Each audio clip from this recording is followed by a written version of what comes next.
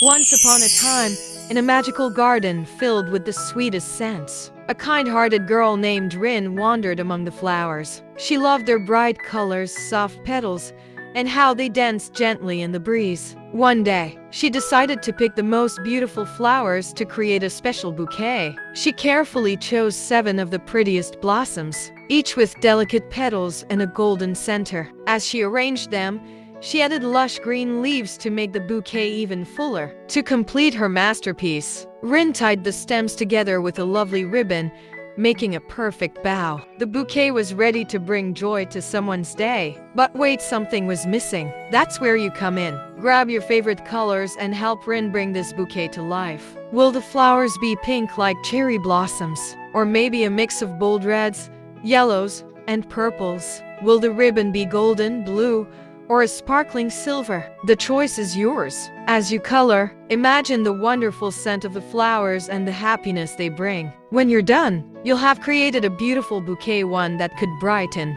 someone's day just like Rin's magical flowers did. Happy